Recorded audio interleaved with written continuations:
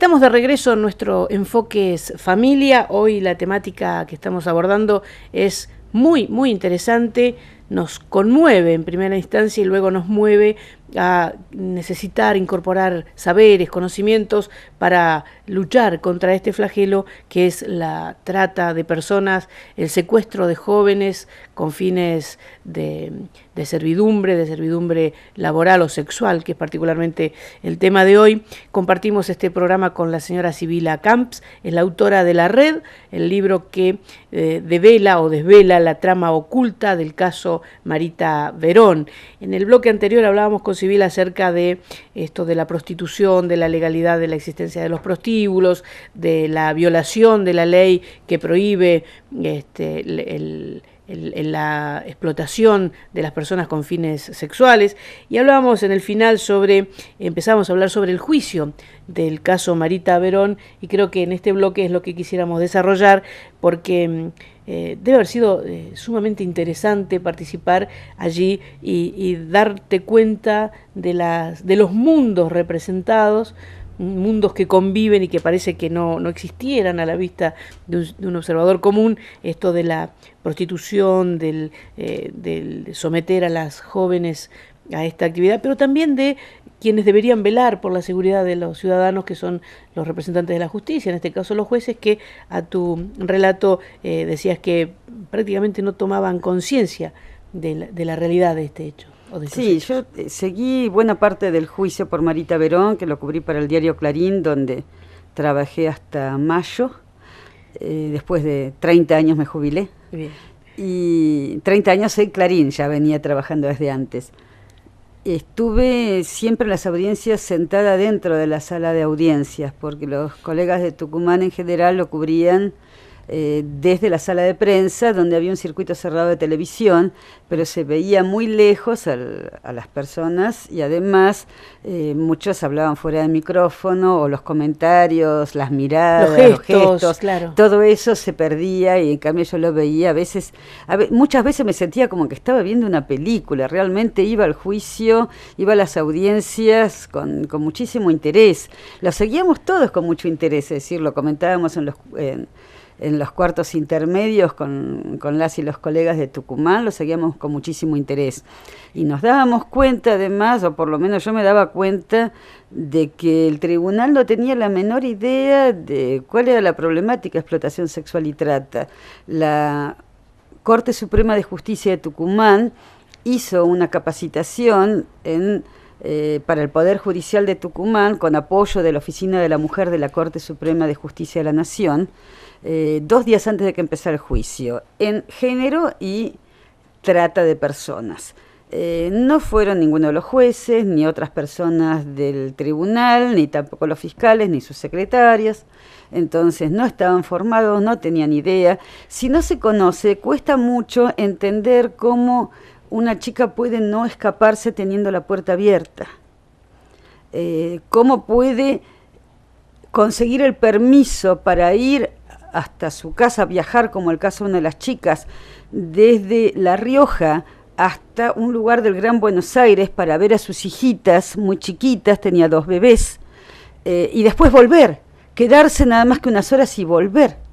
Es decir, si no se entiende cómo funciona el sistema de amenazas, cómo terminan amedrentadas con su voluntad quebrada, no se entiende que no hayan hecho una denuncia.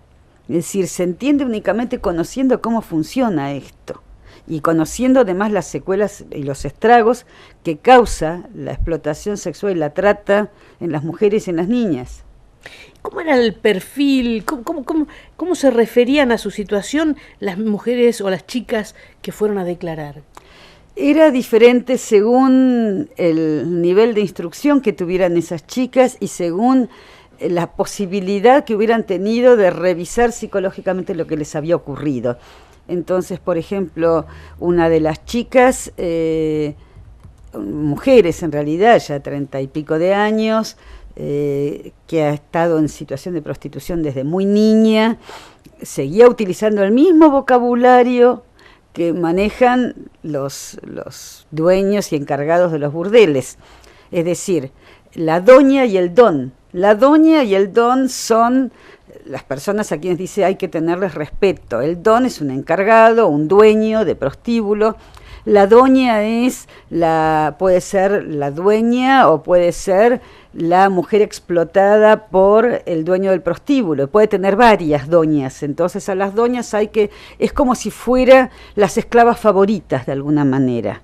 Si uno empieza o sea, tendríamos que ir para atrás y volver a leer, lo pienso ahora en voz alta, Las Mil y Una Noches, Sherazad y todos, bueno, los relatos de Las Mil y Una Noches cuando hablaban de los harenes y las favoritas, y creo que ahí podríamos empezar a encontrar también muchos de estos elementos que encontramos ahora en los relatos de las víctimas de prostitución.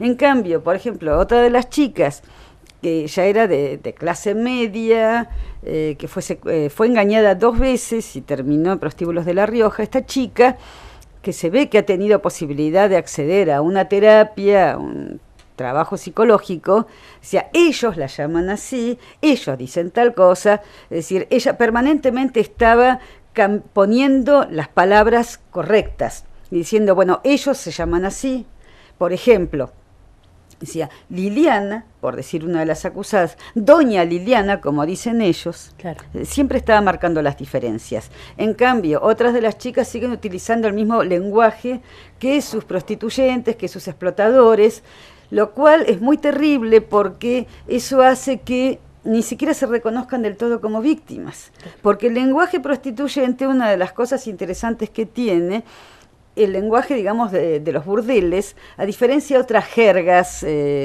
marginales, es un vocabulario totalmente burgués y normal.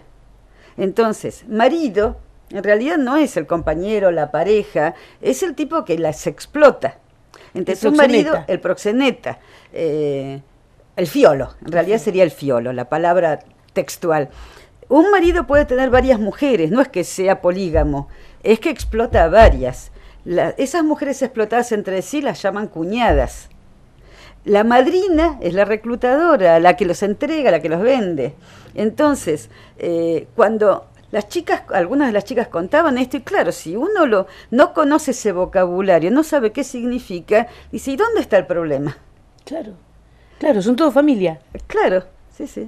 Ahora, hablando son todo familia, acabas de mencionar a varias mujeres. ¿Hay mujeres que integran estas redes, digamos, para separarlo, digamos, son victimarias? Sí, son mujeres que casi siempre han sido víctimas y terminan siendo victimarias. En ese sentido fue muy interesante el trabajo que hizo Vidas Robadas, la serie que en el 2008, creo que fue, sí, 2008, instaló la problemática de la trata, fue desde Telefe, inspirado de alguna manera el caso Marita Verón. El personaje que hacía Virginia Innocenti, por ejemplo, como la mujer del jefe de la banda, es un personaje muy, muy interesante, que después yo lo he visto replicado de alguna manera en una de las acusadas, en Daniela Milhain, se parecía muchísimo. Yo creo que lo hizo nada más que por gran capacidad actoral de Virginia Innocenti, pero pasan de víctimas a victimarias.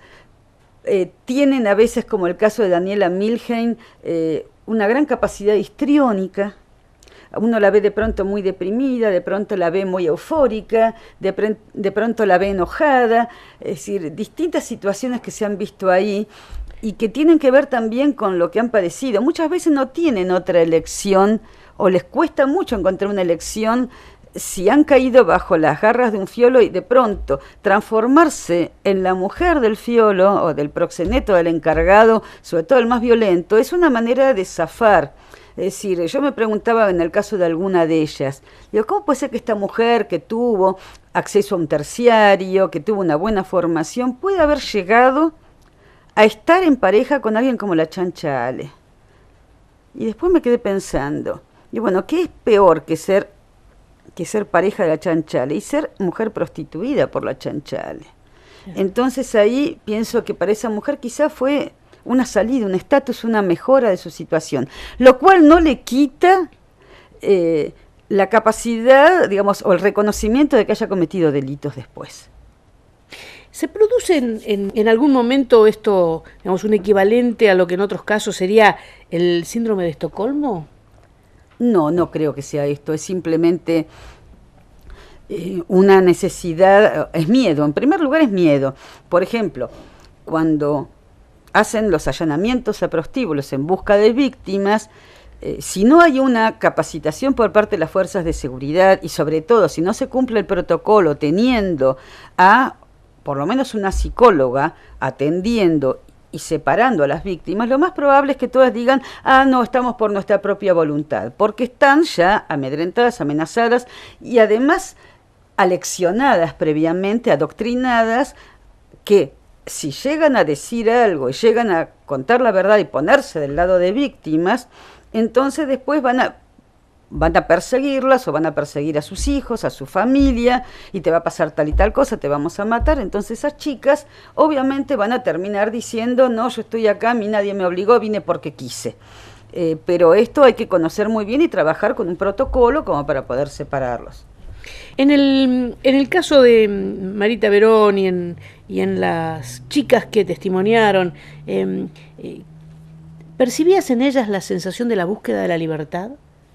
O estando ya en semi-libertad, pudiendo ir a declarar a un tribunal esto de enviar a lo mejor algún mensaje simbólico diciendo a su familia, soy yo, estoy acá? No, porque las chicas que han declarado, todas habían sido liberadas, estaban en contacto con su familia ya, las habían recuperado, es decir, habían mejorado su situación. Una de ellas fue un caso realmente conmovedor, fue una chica que estuvo 8 años secuestrada en poder de esta red de trata de La Rioja, después estuvo como casi un año más en otro prostíbulo, ya libre, entre comillas, pero engañada con que le iban a poner en contacto con su familia.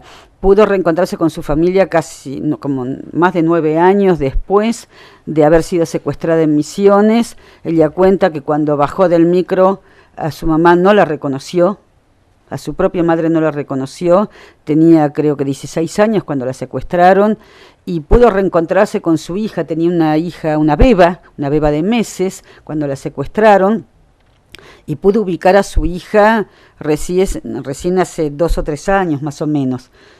Entonces, esta chica ya estaba en contacto con su familia. En general, por lo menos lo que yo tengo presente, todas ya estaban en contacto con sus familias.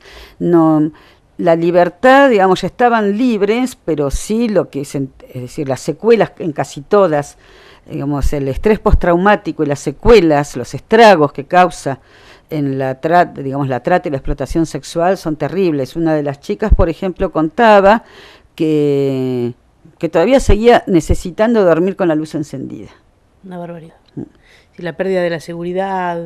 Sí, obviamente, tienen muchísimo miedo, siguen con miedo. Otra de ellas era la primera vez que declaraba, esta chica que yo contaba que había llegado a ir, nada más le habían pagado el pasaje para que viera a sus bebas en el Gran Buenos Aires, ida y vuelta a La Rioja, es decir, viajó horas y horas y horas, nada más que para estar unas pocas horas con sus niñas, y volvió después a manos de sus secuestradores. De esos casos hay muchos. Es decir, están tan aterrorizadas que les pueden dar el pasaje y se vuelven, hacen 16, 18, 20 horas de viaje y vuelven nuevamente porque tienen terror de que las maten a ellas o que le hagan algo a sus hijos. La barbaridad. Por allí mencionabas que hay algunos casos en que las chicas jóvenes son entregadas por su propia familia. Ocurre eso, sí, por distintos motivos. Hay en primer lugar una naturalización de que ese es un medio para ingresos en familias muy, muy pobres. Hay lugares, por ejemplo, en el norte de la provincia de Santa Fe, me imagino que en Misiones también, pero en el norte de la provincia de Santa Fe, Vera, Reconquista, lugares asociados a la pesca deportiva, a la caza menor, también vinculados con turismo internacional que viene para eso específicamente, para pesca y caza menor, donde ya está establecido que las propias familias aprovechan, así como algunos venden artesanías o mandan a los chicos a pedir, bueno, ahí mandan a las chicas a acercarse a las cabañas, como para decir que, bueno, no podemos hablar de turismo sexual infantil es un error, hay que hablar de prostitución o explotación sexual infantil. Entonces, eso sí se encuentra, se ve, digamos, en algunos casos puede ser una cuestión de perversión de algún padrastro, otras veces es la propia madre o el propio padre, a veces por necesidad, otras veces por perversión, a veces necesita, bueno, tener algún tipo de ingreso y entonces se entrega a la chica para que le paguen unos mangos, teóricamente le tienen que girar dinero, que a veces no se lo giran tampoco. Hubo alguno de estos casos también mencionados a lo largo del juicio. Es lamentablemente habitual. Tremendo, tremendo el tema que estamos abordando hoy en nuestro Enfoque Familia, la trama oculta en el caso Marita Verón, pero básicamente este comportamiento humano que creeríamos que con el avance del conocimiento, la sensibilización de la humanidad o la sensibilidad aumentada en la humanidad no deberían existir, la valorización de la vida debería estar por sobre todas las cosas, de la libertad. Sin embargo, nos enfrentamos a un submundo que no es propiedad solamente de las provincias del norte ni de las grandes ciudades, ocurre en todas partes, seguramente ocurre acá también. A lo mejor usted conoce a alguien que es víctima de esta situación, a lo mejor en el relato de Civil ha encontrado cosas comunes que le ocurren a algún familiar, a alguna amiga, a alguna vecina, a alguna conocida, a alguien que ha llegado al barrio, que no es del barrio, y sabe usted que me refiero concretamente a estos casos de mujeres traídas de países de Centroamérica que vienen a Bariloche a ejercer la prostitución. Usted podrá pensar que son libres porque andan por la calle, podrá pensar que no son víctimas, sino eligen esta vida, pero seguramente en algún punto están siendo explotadas. Estamos aprendiendo, de esto se trata, estamos conociendo un tema crítico, verdaderamente crítico y que nos conmueve profundamente. Le pedimos por favor no se vaya, ya regresamos para nuestro último bloque de Enfoques Familia con la señora Sibila Camps hablando de trata de personas y particularmente del caso Marita Verón.